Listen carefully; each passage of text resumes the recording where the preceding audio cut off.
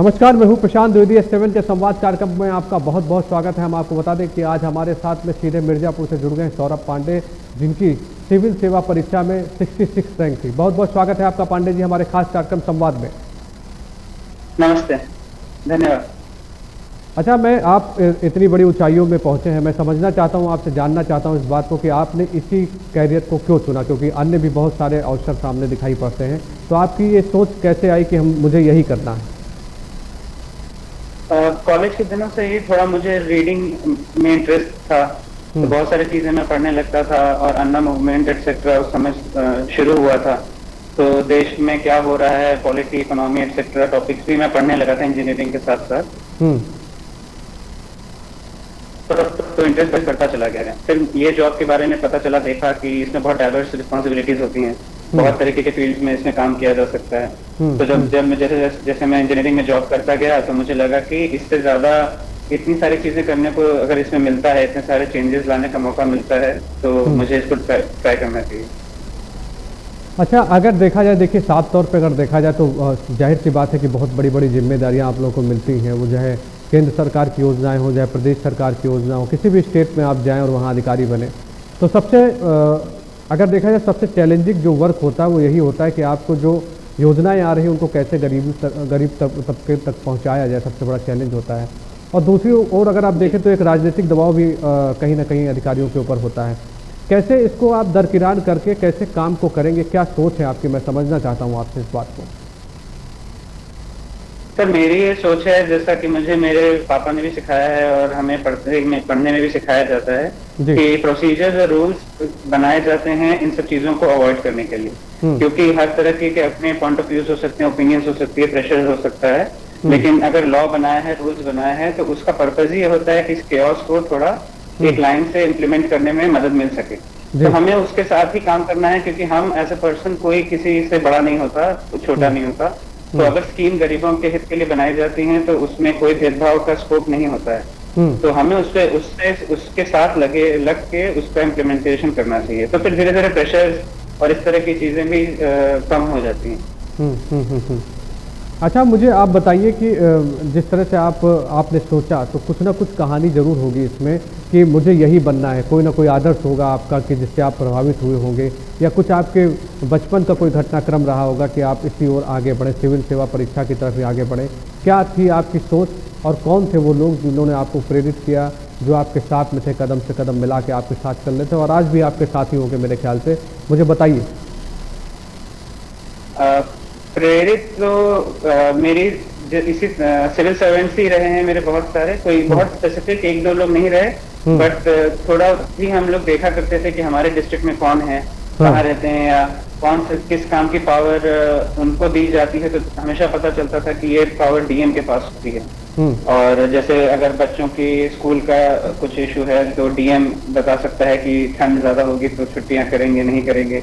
तो हमें हमेशा से ऐसा लगता था कि ये बहुत ही सिग्निफिकेंट, बहुत ही इंपॉर्टेंट जॉब है।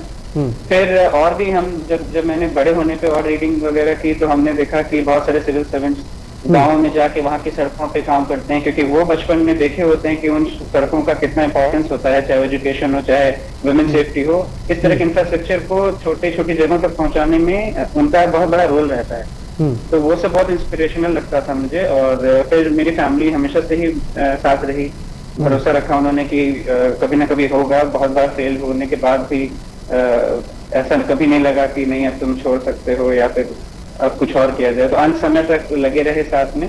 तो मोटिवेशन भी था और बहुत सारा सपोर्ट भी था मेरे साथ। बिल्कुल जाहिर सी बात है, जिस तरह की आपकी जो रैंक आई है सिविल सेवा परीक्षा में, जिस तरह से आपने मेहनत की, वो कहीं ना कहीं दिखाई पड़ रही कि आपकी मेहनत किस तरह से सफल हुई। अच्छा, मैं एक बात ये भी समझना चाहता हूँ कि क्या राज है आपकी सफलता का, कितनी आपने कड़ी मेहनत की और क्या क्या किया? क्योंकि जाहिर सी बात है कि जब मैंने बताया कि आप हमारे साथ में लाइव जुड़ रहे हैं तो बहुत सारे दर्शकों ने ये पूछने के लिए कहा, कई सारे मेल आए हमारे पास में, कई सारे व्हाट्सएप मैसेज आए। तो मैं ये जानना चाहता हूँ कि इस सफलता का राज क्या है आपका, सौरभ जी? मेरा तो ये रहा है कि क्या पढ़ना है उसकी बेसिक चीजें तो सबने ठीक ही बताई थी जी, लेकिन क्या नहीं पढ़ना है वो ज्यादा इंपॉर्टेंट हो गया है आज के जमाने में।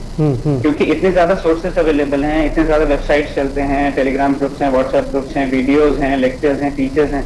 तो क्या नहीं पढ़ना है वो ज्यादा डिफिकल्ट हो जाता है, क्योंकि आप रेजिस्ट नहीं कर पाते। कोई भी आपको किताब डिफिकल्ट लग जाए या कोई भी कोर्स डिफिकल्ट लग जाए और हमें लगे कि हमें नहीं आ रहा है, तो हम उसको रिवाइज करने के बजाय दूसरे दूसरे सोर्सेज पे जाने लगते हैं और फिर एंड में हम कुछ भी कवर नहीं कर पाते।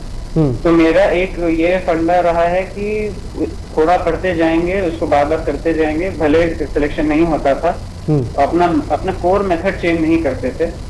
और पेशेंस तो बहुत ज्यादा चाहिए। हर दिन आपका मूड कैसा है कैसा नहीं है उसको कंट्रोल में रखने के लिए एक फिक्स रूटीन से और डिसिप्लिन से दिन बिताना बहुत जरूरी था मेरे लिए, क्योंकि रिजल्ट कभी साइट में दिखता नहीं है। 3 राउंड होते हैं, बहुत लंबा ड्यूरेशन होता है, तो हमें नहीं पता एंड में क्या होने वाला है। बट हर दिन के शेड्यूल के साथ चलने से क्या होता है कि वो सब सोच मन में कम आते हैं, वो सारी बातें नहीं सोचते हैं। तो 1 डे एट ए टाइम वाला फंडा यूज करते थे।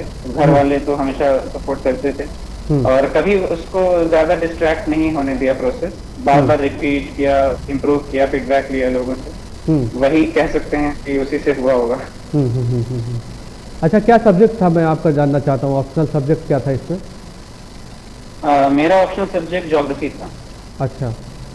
अच्छा, मुझे ये बताइए कि बहुत लोग ये भी जानना चाहते हैं कि जैसे अगर देखा जाए IAS PCS की तैयारी करना एक बहुत बड़ा, लोगों के लिए बहुत बड़ा लगता है कि काफ़ी पैसे खर्च हो जाएंगे इसमें। कई सारे ऐसे परिवार के लोग होते हैं, कई सारे ऐसे परिवार के बच्चे होते हैं जो टैलेंटेड बहुत होते हैं, लेकिन कहीं ना कहीं उनके पास से पैसे की बहुत बड़ी समस्या होती है। तो लोगों ने एक बना रखा है माहौल की नहीं, बड़ी बड़ी कोचिंगों में आपको पढ़ना पड़ेगा। अगर आप देखें तो दिल्ली में बहुत सारी कोचिंग हैं वहाँ पे, और लोग जाते भी हैं, जिनके पास जो भी होता है, संपन्न अगर होते तो जाते हैं, नहीं होते तो उनके गार्जियन कई अपनी व्यवस्थाएं करते हैं किसी न किसी तरीके से। आप क्या कहेंगे इस बारे में? क्या लगता है आपको कि अगर कोई गरीब तबके का बच्चा है जो संघर्ष कर रहा है, वो कैसे क्या करे, क्या तैयारियां करे? आपकी क्या टिप्स हैं उन बच्चों के लिए जो आगे बढ़ना चाहते हैं इस समय? अब मेरे हिसाब से कोचिंग, बहुत ग्रैंड कोचिंग करके बड़े बड़े लाखों के क्लासेस करने से फायदा तो होता ही है, लेकिन आप ये देखिए कितने लाखों करते हैं और उसमें से सिलेक्शन का रेशियो ऐसा नहीं होता कि आपको इस तरह का कंक्लूजन दे सके कि इसी से होता है। दूसरी बात ये है कि गरीब अगर बच्चा है और उसका गाइडेंस इंपॉर्टेंट होना चाहिए। उसको सिलेबस से रिलेटेड पढ़ाई कैसे करनी है, कैसे नहीं करनी है, सिलेक्टेड मटेरियल कैसे पढ़ना है, और जो भी नई न्यूज आती चली जाती है, हमारा सिलेबस बढ़ता जाता है, तो ऐसे कैसे पढ़ाई करनी है कि वो कम होता जाए। अगर कोई भी सब्जेक्ट से रिलेटेड न्यूज आ रही है तो हमको उसको एक पर्टिकुलर फ्रेमवर्क में पढ़ते जाना है, ताकि वो कम से कम रहे आखिरी में रिवीजन करने के लिए, और हम सारे आयाम उसके कवर कर सके उस टॉपिक के।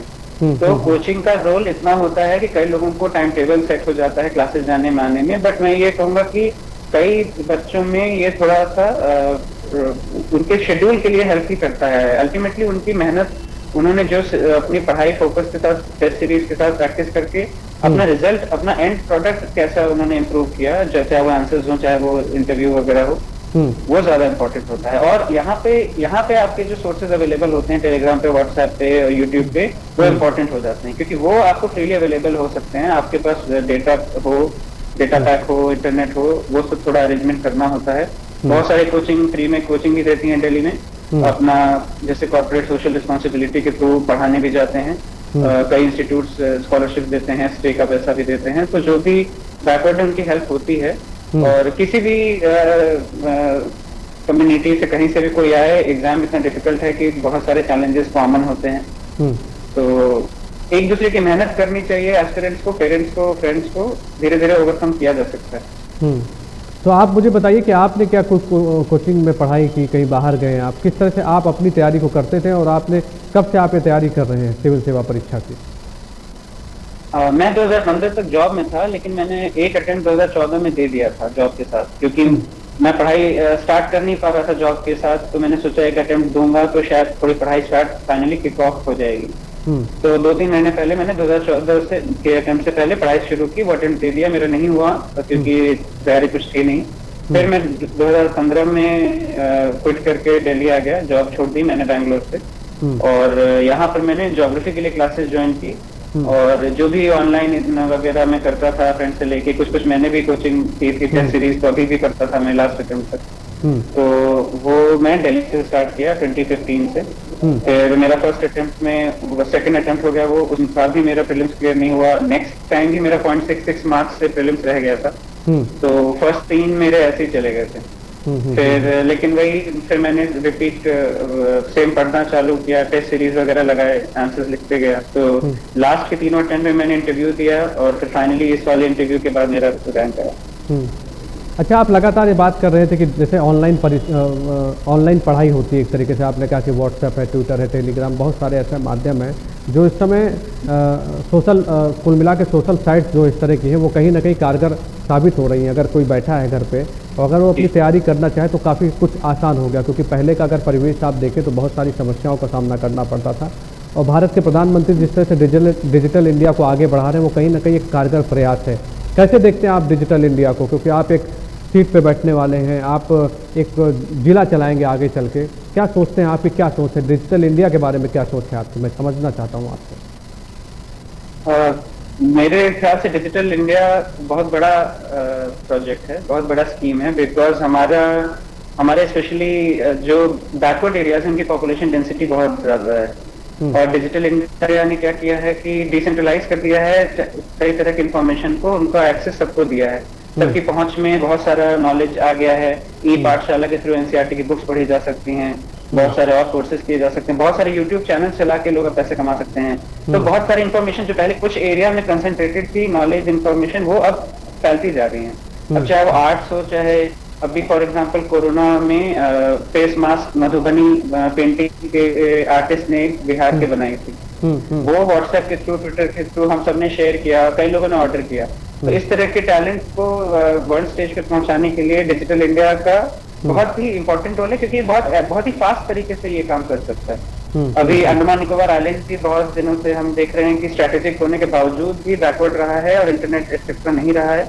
तो इतना अच्छा टूरिस्ट स्पॉट होने के बाद भी वहाँ पे इतना टूरिज्म नहीं था जितना उसका पोटेंशियल है। अब अगर वो भी इंटरनेट के थ्रू कनेक्टेड होने वाला है तो ये भी बहुत इंपॉर्टेंट है। तो इसी तरह कोई भी गाँव हो वहाँ पे जैसे महाराष्ट्र के कुछ स्कूल्स में टैबलेट के थ्रू कुछ टीचर्स ने पढ़ाई चालू कर दी थी, क्योंकि वहाँ पे बिजली नहीं थी, तो बैटरी से चार्ज करके टैबलेट्स यूज किया था। तो इनोवेशन का स्कोप मिल जाता है टेक्नोलॉजी के आते ही। और हमारे जनरेशन के लोगों को जिनको बेसिक टेक्नोलॉजी आती है वो ये सब चीजें जल्दी से दे सकते हैं। और मैंने देखा है कि गाँव के बच्चे हों चाहे कहीं के भी बच्चे हों, इंडिया में एस्पिरेशन की कमी नहीं है। तो एस्पिरेशन इतना स्ट्रांग है कि आप उनको थोड़ा भी हैंड होल्डिंग दिखाइए, उनको काफी कुछ करने आता है। और वो सिर्फ अपने कॉन्फिडेंस की कमी होती है उनमें कि उन्हें इंग्लिश नहीं आती या फिर वो रूरल से हैं, वो सिटी से नहीं है। लेकिन एक बार वो बैरियर ब्रेक हो जाता है, आपको वो कॉन्फिडेंस मिल जाता है और टेक्नोलॉजी का सपोर्ट हो डिजिटल इंडिया जैसा, तो बहुत कुछ किया जा सकता है। जी जी जी, बिल्कुल सही बात आपने कही। अच्छा, मुझे ये बताइए आप कि जैसे जब आपका सिलेक्शन हुआ तो जाहिर सी बात है कि घर में बहुत खुशी का माहौल होगा। इतने दिन की आपकी जो मेहनत थी, जो परिश्रम था, वो सामने दिखाई पड़ गया। क्या सोचा उसके बाद आपने? आपको क्या लगता है कि अभी भी क्या करने की आवश्यकता है? डेवलपमेंट की बात कर लीजिए आप, या कई सारी जो योजनाएं हैं अगर वो कहीं ना कहीं धरातल पर नहीं पहुंच पाती हैं तो जाहिर सी बात है जो नीचे तबके का आदमी उसको सबसे ज़्यादा परेशानी का सामना करना पड़ता है। तो आपने क्या कुछ ऐसे पॉइंट सोचे होंगे कि नहीं, मुझे बैठना है तो मुझे सबसे पहले इस पर फोकस करना है? मुझे बताइए कुछ, अगर आपने सोचा हो तो। मैंने ऐसा सोचा कि पढ़ा तो हमने बहुत कुछ है, अब मेरा फोकस पूरा ये रहेगा कि जो भी मेरी ट्रेनिंग होगी अब उसको भी उसी सीरियसनेस से करना है। क्योंकि ऐसा हम कभी नहीं सोच सकते कि हम किसी डिस्ट्रिक्ट में गए तो अब हम ही सब जानते हैं और हम जो सिखाएंगे वही सही है।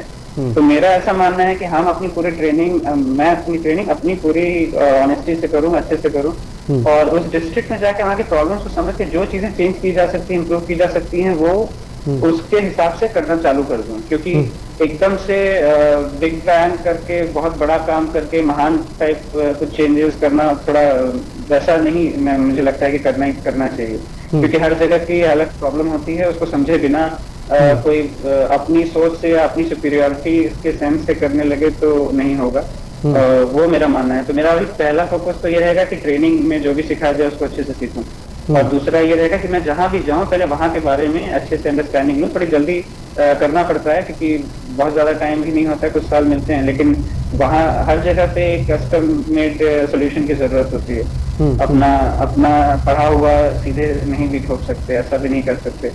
तो इस तरह का अप्रोच मेरा रहेगा, ऐसा मैंने सोचा है। फिर ट्रेनिंग में जैसा भी मैं सीखूंगा उस हिसाब से इम्प्रूव होगा। अच्छा, चलिए आप मुझे अपने सफ़र के बारे में बताइए कि आप का क्या सफ़र था, मतलब आपने क्या किया पहले और किस तरह से आपके पीछे भी कुछ ना कुछ संघर्ष की कहानी रही होगी। हर जो भी आदमी सक्सेस होता है उसके पीछे कुछ ना कुछ कहानी होती है। मुझे बताइए कि आपकी क्या कहानी, मैं समझना चाहता हूँ और मैं सुनना चाहता हूँ, क्योंकि मेरे दर्शक भी लगातार पूछते हैं और जाहिर सी बात है कि जो आपने परिश्रम किया उसके बारे में लोग जानना चाहते हैं। बहुत लोग सीखते हैं, बहुत लोग फॉलो करते हैं। आपकी क्या अपनी कहानी मुझे बताइए। कहानी तो मेरी साधारण है। बनारस की स्कूलिंग रही है मेरी, सेंट जॉन्स DLW में। फिर सबकी तरह इंजीनियरिंग की तैयारी की मैंने, कोटा गया मैं जी। और वहां से बिट्स पिलानी राजस्थान में मैंने BE किया। फिर मन तो इसमें था कॉलेज के टाइम पे, पर जब जॉब लगी तो मैंने सोचा कि जॉब भी करके देखना चाहिए, क्योंकि मुझे इंजीनियरिंग में इंटरेस्ट नहीं है ऐसा नहीं था, मुझे वो भी पसंद था। तो फिर मैं बेंगलोर में जॉब किया। फिर उसके बाद की कहानी थोड़ी कठिन हो गई, क्योंकि मैं 5 अटेम्प्ट में पास नहीं हुआ। तो वो जो हर स्टेज पे एक रिजल्ट आता गया, उससे नहीं हुआ। फिर मैंने 1-2 बार SSC का एग्जाम दिया, 2 बार RBI का एग्जाम दिया। फिर बीच में मैंने MBA के लिए इंटरव्यू भी दिए थे, टिस में और एक्सेलराई में। तो हर जगह ही कुछ भी नहीं हो रहा था। तो बस ये था कि एक माइंड में था कि बस लगे हैं। तो वो पेशेंस के साथ घर वालों ने कभी क्वेश्चन भी नहीं किया कि नहीं हो रहा है, कि क्यों नहीं हो रहा है। हर बार वो थे कि रिजल्ट आते ही बोलते थे कि चलो फिर अब नेक्स्ट में लग जाओ। तो वो उसके बिना तो आई डोंट नो मेरे पास उतना पेशेंस होता या नहीं होता, लेकिन स्टोरी बस ये रही थी कि फेलियर्स बहुत सारे थे और पेशेंस ही था जो शायद रोक पाया, मतलब ले आ पाया मुझे यहाँ तक। तो बिल्कुल मुझे लगता है कि लोगों को आपसे बहुत सीखने की ज़रूरत है। जिस तरह से आपने बताया कि आपने 5 बार कोशिश की और कहीं ना कहीं आपको अगर कामयाबी नहीं मिलती है तो बहुत लोग या तो रास्ता बदल देते हैं या तो सोचना छोड़ देते हैं। उनको लगता है कि नहीं अब कुछ नहीं हो सकता है। लेकिन आप जिस जज्बे और लगन के साथ में लगे थे, आज उस आप मुकाम पे पहुँचे हैं, जो आपने परिश्रम किया वो कहीं ना कहीं सामने दिखाई पड़ रहा है। तो बहुत लोग जो भी दर्शक देख रहे हैं सौरभ पांडे जी को हमारे साथ लाइव देख रहे हैं, उनसे सीखिए आप कि अगर आपका कहीं सिलेक्शन नहीं हो रहा है तो आप लगे रहिए, दृढ़ संकल्प के साथ लगे रहिए, ईमानदारी मेहनत के साथ में लगे रहिए, आप जरूर सक्सेस होंगे। सौरभ जी, मुझे बहुत अच्छा लग रहा है आपसे बात करके और मुझे लग रहा है कि कई सारे दर्शक जो हमसे जुड़े हैं वो कहीं ना कहीं कुछ ना कुछ आपसे ज़रूर सीख रहे होंगे। अच्छा, मुझे बताइए कि कैसा भारत देखते हैं, क्योंकि आप एक अधिकारी हो जाएंगे, जाहिर सी बात है आप ज़िले को गवर्न करेंगे, चलाएंगे। क्या सोचते थे? बचपन से एक सपना होता है, जब हम लोग देखते हैं कि 15 अगस्त 26 जनवरी का कार्यक्रम होता है तो एक माहौल देशभक्ति का होता है और मन में कुछ ना कुछ एक विचार आता है। आप क्या सोचते हैं, मुझे बताइए। मेरे लिए पर्सनली मुझे लगता है कि एजुकेशन बहुत इम्पोर्टेंट होता है जी। छोटे से स्कूल से अगर बच्चों को एजुकेशन नहीं मिल पाए और वो बाद में सोसाइटी में जाके अपने आप को कमजोर फील करें, नीचा फील करें, वो नहीं होना चाहिए। और वो स्पेशली हमारे इस दिल्ली टू कोलकाता बेल्ट में काफी प्रॉब्लम है उस चीज में। तो स्कूल से लेके कॉलेज तक के एजुकेशन सिस्टम में मुझे लगता है कि अभी बहुत वीकनेसेस हैं। तो वो जब हम, जैसे मेरी स्कूलिंग भी रही है, तो मेरी स्कूलिंग फॉर्चुनेटली बहुत अच्छी रही है। तो जब मैं बाहर जाता हूँ तो मुझे उस हिसाब से एक स्ट्रेंथ फील होती है, बहुत अनफेयर लगती है। और मेरे हिसाब से फ्यूचर आने वाले इंडिया में ये वीकनेस नहीं होनी चाहिए, क्योंकि जितनी यंग पॉपुलेशन हमारे कंट्री में होने वाली है कहीं नहीं है।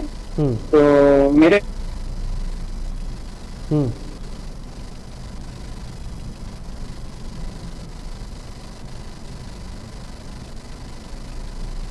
मुझे लगता है कुछ तकनीकी प्रॉब्लम है जिसकी वजह से मेरी बात नहीं हो पा रही है सौरभ पांडे जी से। सौरभ पांडे जी, आप मुझे सुन पा रहे हैं? हाँ हाँ जी जी, कंटिन्यू करिए अपनी बात को आप। तो मेरा यही मानना है कि मेरे हिसाब से एजुकेशन बहुत बड़ा चेंज एजेंट है। अगर कोई गांव में अगर आपने अच्छी एजुकेशन प्रोवाइड की है तो वो लोग फ्यूचर में बहुत सारे अच्छे काम करते हैं, बहुत जगह जाते हैं, बहुत तरह के इनोवेशंस कर सकते हैं। और वो अपॉर्चुनिटी जब नहीं मिलती है तो वो बहुत बड़ा अपॉर्चुनिटी कॉस्ट हो जाता है, उनके लिए भी हो जाता है, हमारी कंट्री के लिए भी हो जाता है। और कुछ सेंटर्स में अगर अच्छी एजुकेशन मिल रही है तो अब उसमें पढ़ के उसमें सब बच्चे नहीं पढ़ पाते हैं, और या फिर उनको यहाँ अपॉर्चुनिटी नहीं मिलती है तो वो बाहर चले जाते हैं। बाहर जाने वालों ने भी बहुत कंट्रीब्यूशन किया है, लेकिन हमारे हर सेक्शन में हर लेवल पे अच्छी एजुकेशन रहे, ऐसा मेरा पर्सनल गोल है। क्योंकि मुझे बहुत इंपॉर्टेंट लगता है एजुकेशन, अपने पर्सनल केस में भी और जहाँ मैं पला बड़ा हूँ वहाँ। अच्छा, मेरा अंतिम आपसे सवाल कि जो मेरे दर्शक देख रहे हैं, जो आपसे जुड़े हुए हैं, उनके लिए क्या संदेश देना चाहते हैं, जो तैयारी कर रहे हैं और जो आपको देख रहे हैं, क्या कहेंगे उनके बारे में? आप कुछ बोलिए मेरे माध्यम से आप। मैं उनसे ये कहना चाहूंगा कि आप सिलेबस पे ध्यान दें, जी। पिछले साल के आए हुए क्वेश्चंस पे ध्यान दें, और वो चीज आपकी जो भी उसको फुलफिल करने में प्रॉब्लम्स हो रही हैं, उन प्रॉब्लम्स को सॉल्व करने के लिए आप ऑनलाइन रिसोर्सेज से कुछ सेलेक्टेड रिसोर्सेज यूज करें, शॉर्टकट्स ना ढूंढें, क्योंकि शॉर्टकट्स को ढूंढने में जितना समय लगता है आप पढ़ के उसको उससे पहले खत्म कर लेंगे। और शॉर्टकट्स में कई बार हम भटक भी जाते हैं क्योंकि सोर्सेज बहुत ज्यादा हो गए हैं। तो बस यही बेसिक मेथड लगता है मुझे कि काम करता है। चलिए सौरभ पांडे जी, बहुत बहुत धन्यवाद है आपका, और मेरी आपको बहुत बहुत शुभकामनाएं कि आपने जैसा कहा कि शिक्षा के क्षेत्र में आपकी बहुत बड़ी रुचि है, उसको आगे बढ़ाने के लिए ईश्वर करे कि आप सक्सेस हो, आप वो सब कुछ करें जो एक भारत के विकास के लिए करना है, जो एक अपने कंट्री के लिए करना है, अपने उत्तर प्रदेश के लिए या जिस भी स्टेट में आप जाएं उसका आप कल्याण करें, और ज़्यादा से ज़्यादा जो भी भारत सरकार की योजनाएं, उत्तर प्रदेश सरकार की योजना या किसी भी स्टेट की योजनाएं हैं उनको आप धरातल पर लाएं। मेरी बहुत बहुत शुभकामनाएं, दिली मुबारकबाद है आपको कि आप अपने जीवन में बहुत आगे बढ़ें। बहुत बहुत धन्यवाद हमसे लाइव जुड़ने के लिए आपका। धन्यवाद। तो ये थे सौरभ पांडे जो सीधे लाइव मिर्जापुर से हमारे साथ में जुड़े थे। मैं आपको बता दूं कि सौरभ पांडे की रैंक 66 आई है, और उन्होंने बताया कि किस तरह से वो शिक्षा के क्षेत्र को आगे बढ़ाएंगे और किस तरह से वो अपने डेवलपमेंट की बात उन्होंने कही, और कुल मिला के उन्होंने कहा कि कभी भी आदमी को हार नहीं माननी चाहिए। 5 बार उन्होंने संघर्ष किया, और जिस तरह से वो सक्सेस हुए, कहीं ना कहीं बहुत बेमिसाल स्टोरी है उनकी, और आप भी इनसे कुछ सीखिए। S7 के संवाद में फिर होगी आपसे मुलाकात। आप सुरक्षित रहिए, मास्क लगाइए, बाजारों में कम जाइए, क्योंकि अभी कोरोना वायरस की कोई दवा नहीं बनी है, इसलिए सुरक्षा ही सबसे बड़ा बचाव है। धन्यवाद।